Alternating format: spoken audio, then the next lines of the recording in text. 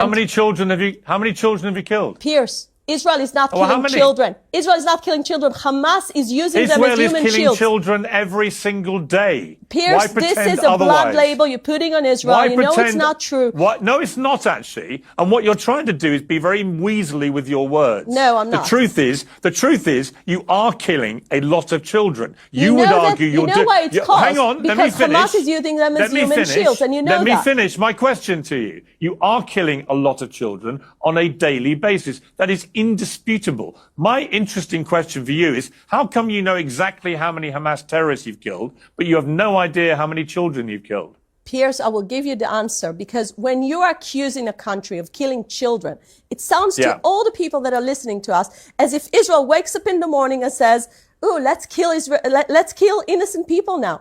This is not what Israel is doing. But you are killing a lot of children. And my question is, how come you know how many terrorists you've killed? Are you familiar with the international law? Are you familiar with that at all? Because the international humanitarian law says very clearly, as long as you're targeting civilian targets, you're allowed to attack hospitals if you know they're terrorists. No, but you're not answering my question. Israel is not deliberately killing children.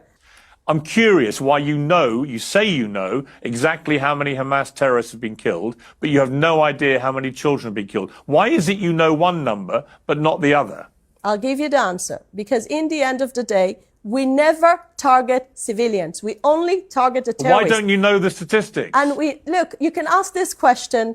Are you saying no children have been killed in Gaza? I didn't say that. Are you saying that? I didn't say that. What are you saying? Well, what are you saying? Piers, what I'm saying is Hamas needs to be blamed. Killed? Hamas needs to be blamed for any child that is being killed in Gaza. Now, if you want to go into this propaganda of Israel is doing this and that, you know, why don't you let international journalists into Gaza so they can report fairly and freely without being led around by the IDF? Let the journalists in, because you ban them. And the only reason you continue to ban international journalists from going in there is not because of our safety, as you also quaintly put it. It's because you don't want the Western journalists to get in there and see what's really happening. Only you know why. Only the Israeli government knows why you want to continue banning journalists from international media organizations coming in at their own risk assessment and actually working out whether anything you're saying is true or not. And it may be if you let the international journalists in,